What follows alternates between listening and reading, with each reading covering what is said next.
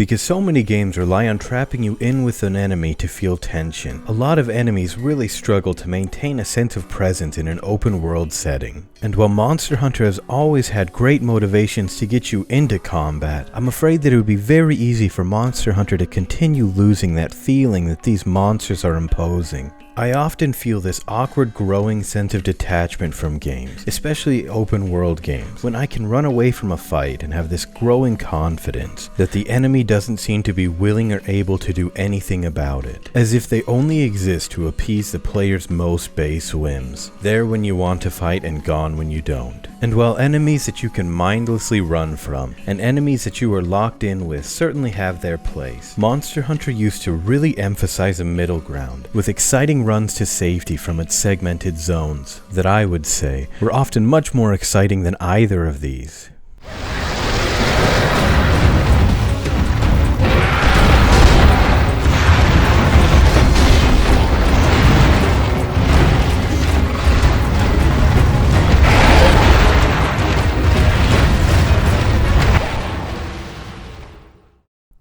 I like to refer to these desperate escapes as funnel runs. While I would define a funnel run as any frantic run from combat, the funnel part refers to the shape of the wall near a tight exit that's sometimes narrow, thus having a high likelihood of guiding a pursuing monster's massive frame towards you as you get closer to the exit. While these interactions could happen in any generation, it is really 2nd gen that made them shine. What made 2nd gen stand out was 1. The maps often had tighter walls and tighter exits, 2. Monsters that were very good at running past you and often recovering very quickly, as well as just leaping over you to stand between you and the exit, 3. Harder hitting monsters, 4.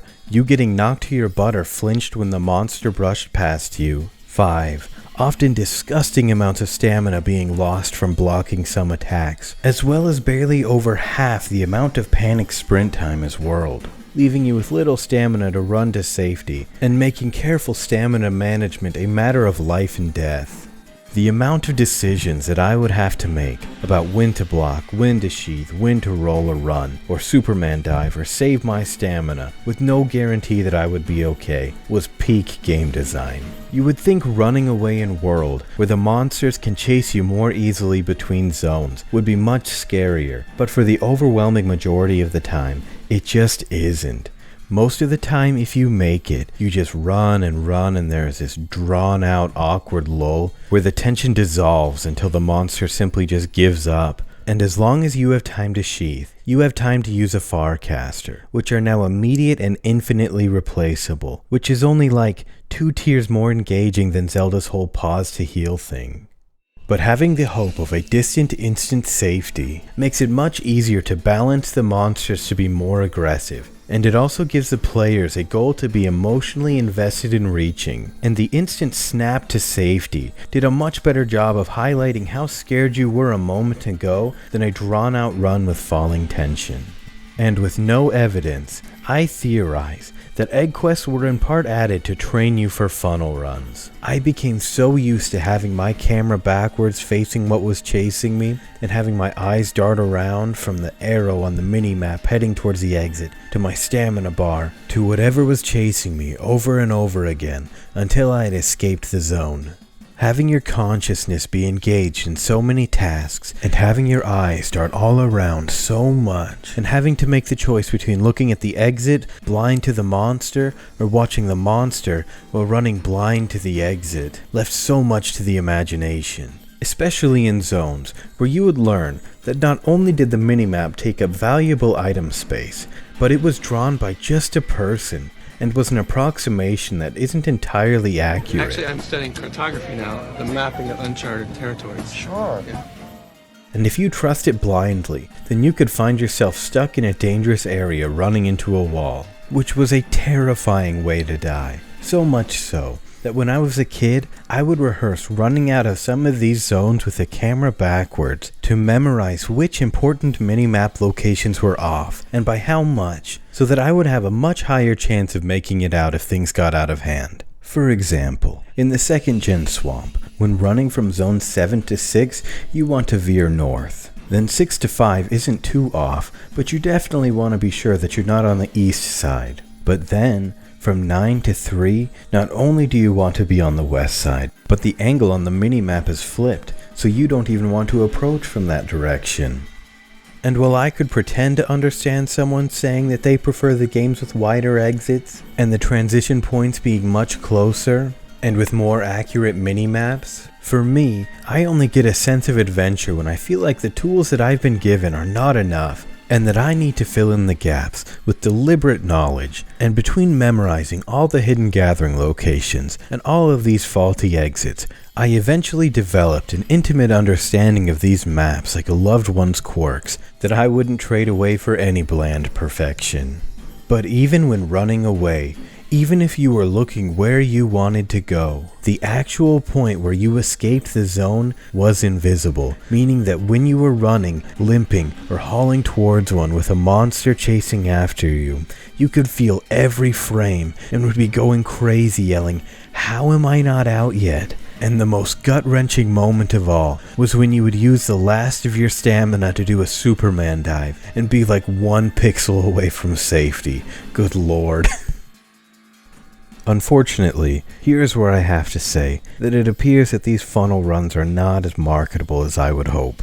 But for me, the feeling of overcoming an opponent that was so oppressive that I had to desperately turn tail and flee was pivotal to my love of the series. And isn't it wild that in the prototype made for World, the player couldn't even attack, but then the devs made an absurd amount of animations to depict the player being chased by an Anjanath. And while this chase was more cinematic focused than gameplay focused, my bias can't help but think that the developers truly care about this feeling. But unfortunately, I don't think I have any memories of running away in World, and its maps are still somewhat of strangers to me, because I turn my brain off when I run through them.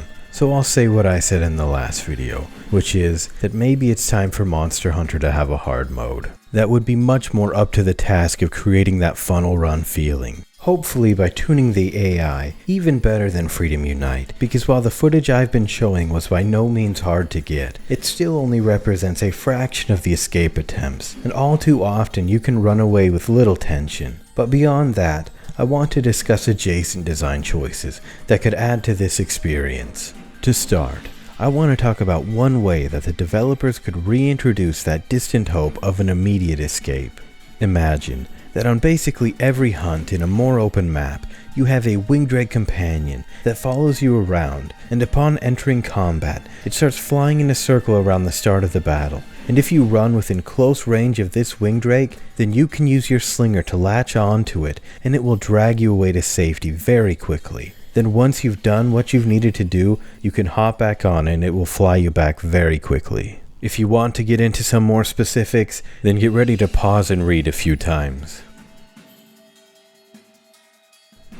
By getting rid of or severely limiting farcasters and letting players figure out how to manually chase down their WINGDRAKE, we could go a long way in reinvigorating that Monster Hunter funnel run feeling. By making you focus on your minimap to locate your WINGDRAKE, by allowing the monster to possibly obstruct your way, and by forcing you to take your eyes off the monster and aim your slinger to latch on, and by creating a sense of uncertainty pertaining to the distance at which your slinger could latch on.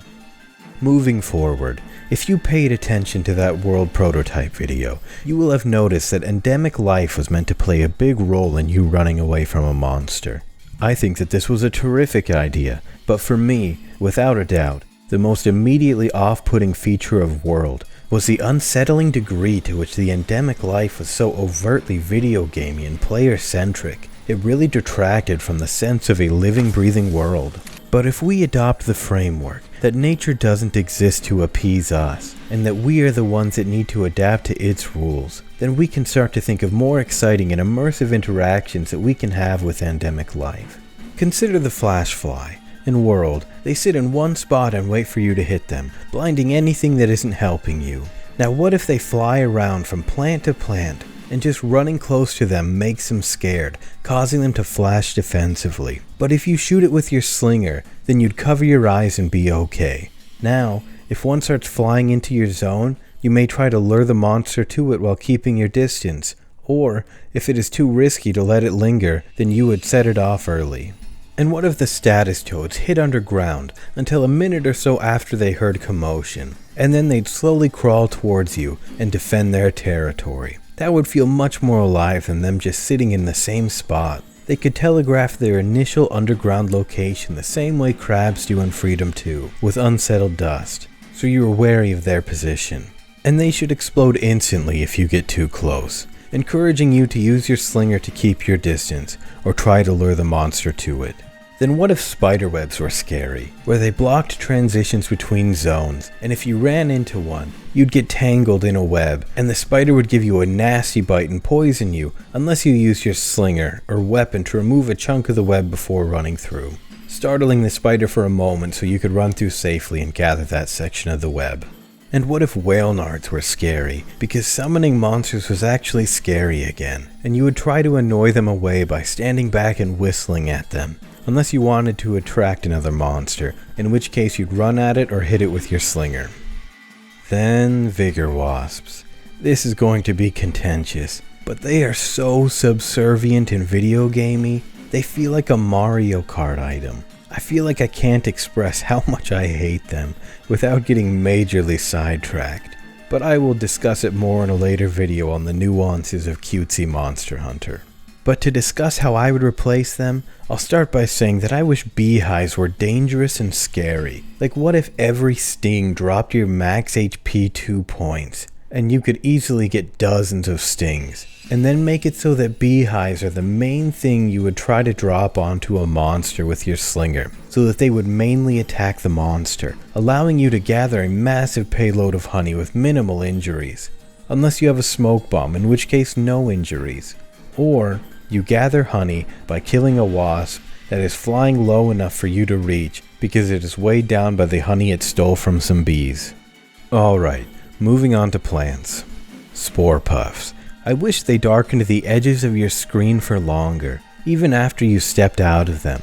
And I wish they blacked out your item bar and radial menu. So if you have your radial menu memorized, then it is absolutely worth fighting in them. If not, you avoid that section of the zone. And I kinda miss how afraid of walls I used to be. So I wish that more spore puffs grew against the shady edges of the maps, often making you want to avoid them. But they could also serve as great camouflage from small monsters and large monsters, allowing you to traverse zones undetected. Then what if poison cups were venom cups, meaning that it would have to get into your bloodstream to be dangerous? And every time you hit one with a melee attack, it would temporarily coat your weapon in a strong venom that would allow you to inflict a strong poison status onto the monster. But unless you were really efficient, then you'd probably have to recoat your weapon multiple times, which you could only do a few times before it breaks. But if you time it poorly and the monster charges over and it hits the venom cup, then it will break and coat the monster in venom so that it can easily inflict the status on you.